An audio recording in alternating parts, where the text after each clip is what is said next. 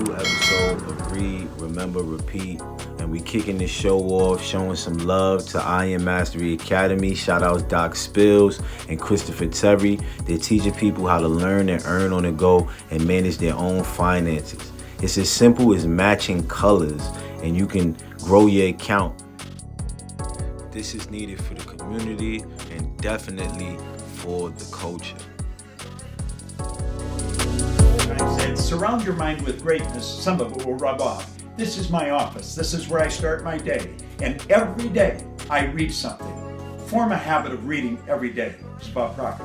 My goal. And I love what you're doing as far as the read, remember, repeat, because that's imperative, Focus. Man. And always, always, family, remember this. Read, remember, and repeat. Phenomenal wake and read, remember, repeat. How's everybody feeling? Today is another beautiful day. And this book, The Power of Awareness, had got me on like 100, right? This book got me on 100. I don't know how y'all feeling. Let me know what's going on when y'all tap in. The last chapter that we got left off with was Be Ye Doers. So, with that being said, we're going to jump into chapter 19. But how is everybody doing, man? Write in the comments. You know what I mean? Some days are better than others. You know what I mean? I understand that, you may have a bad day or whatever the case may be, but some days are better than others. When it rains, the sun will always come out. Now, on chapter 19, we're jumping into essentials, right? I can't wait to see what essentials have for us, right? So, without further ado, let's do it. The essential points in the successful use of the law of assumption are these. First and above all, yearning, longing, intense burning desire. With all your heart, you must want to be different from what you are intense. From what you are. Let's read that over. First and above all, yearning, longing, intense burning desire. With all your heart, you must want to be different from what you are. Intense, burning, desire, combined with intention to make good is the mainspring of action. The beginning of all successful ventures in every great passion which achieves its objective. Desire is concentrated and intention. You must first desire and then intend to succeed. As the heart panteth after the water brooks, so panteth my soul after thee, O God. Psalm 42:1. Blessed are they that hunger and thirst after righteousness, for they shall be filled. Matthew 5:6. Here the soul is interpreted as the sum total of all you believe, think, feel, and accept as true. In other words, your present level of awareness, God, I am, the power of awareness, the source and fulfillment of all desires. Understood psychologically, I am an infinite series of levels of awareness, and I am what I am according to where I am in the series. This quotation describes how your present level of awareness longs to transcend itself. Righteousness is the consciousness of already being what you want to be. Second, cultivate physical immobility, a physical incapacity, not unlike the state described by Keats in his Ode to a Nightingale. A drowsy numbness pains my senses as though of hemlock I had drunk. A drowsy numbness pains my senses as though of hemlock I had drunk. It is a state akin to sleep, but once in which you are still in control of the direction of attention. You must learn to induce this state at will, but experience has taught that it is more easily induced after a substantial meal or when you wake in the morning feeling very loath to arise. Then you are naturally disposed to enter this state. The value of physical immobility shows itself in the accumulation of mental force, which absolute stillness brings with it. It increases your power of concentration. Be still and know that I am God. Psalm 46:10. In fact, the greater energies of the mind seldom break forth save when the body is stilled and the door of the senses closed to the objective world. The third and last thing to do is to experience in your imagination what you would experience in reality had you achieved your goal. You must gain it in imagination first, for imagination is the very door to the reality of that which you seek. But use imagination masterfully and not as an onlooker thinking of the end, but as a partaker thinking from the end. Imagine that you possess a quality or something you desire which hit hurdle has not been yours. Surrender yourself completely to this feeling until your whole being is possessed by it.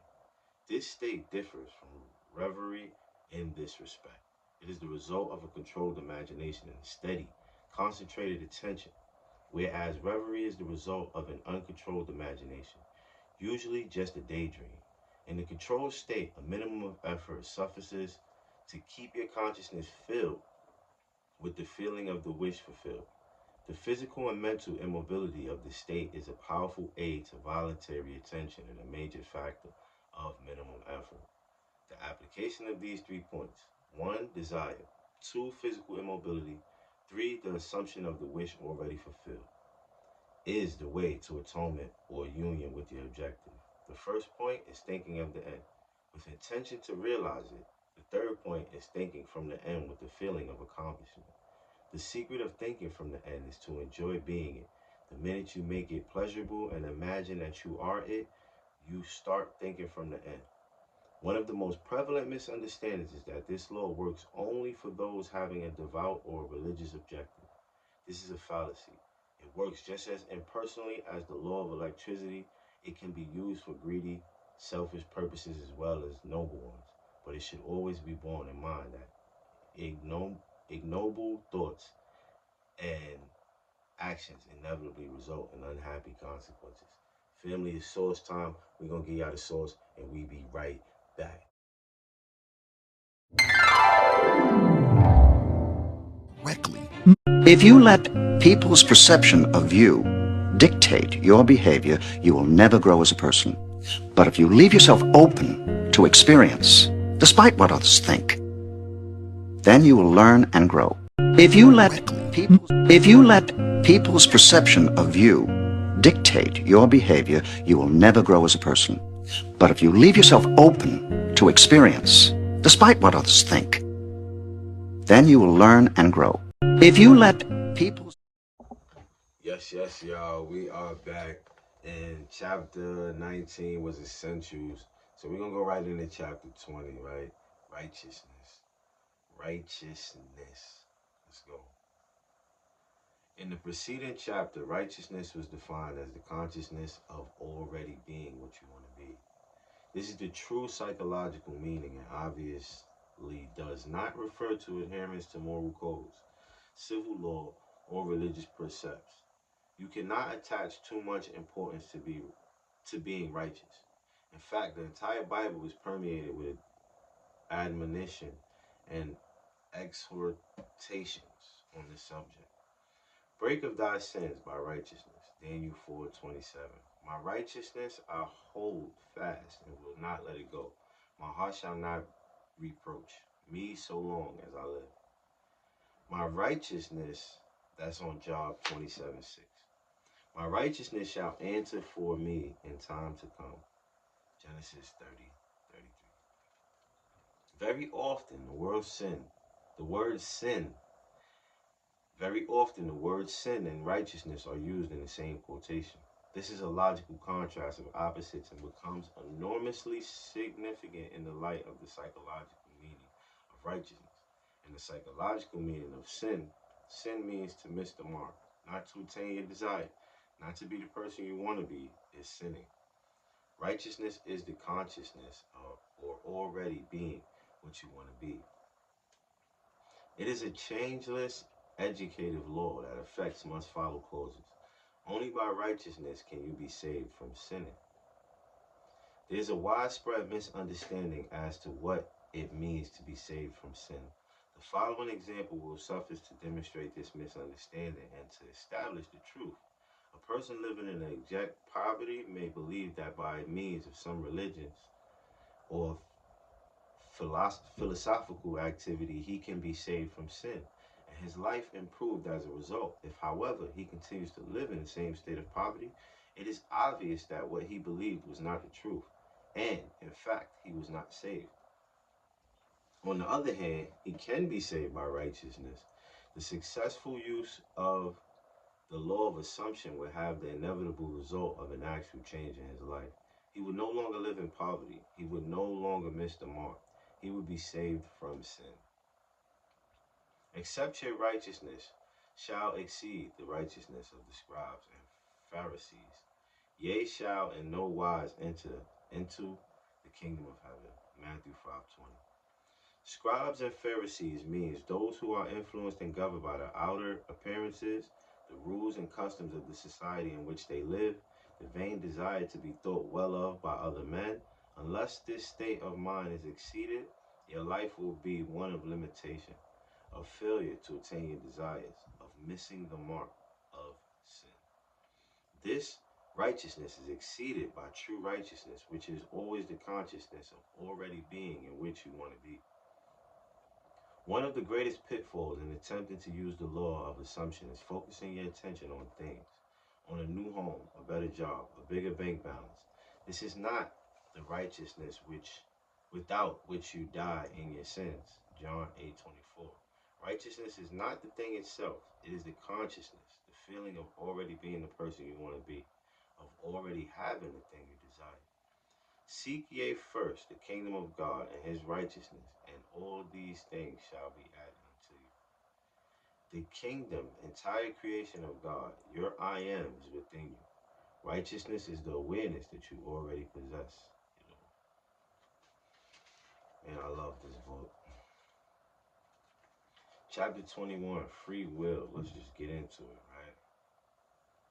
Let's do it. Y'all want it? Let's do it. Free will. The question is often asked, what should be done between the assumption of the wish fulfilled and its realization? Nothing.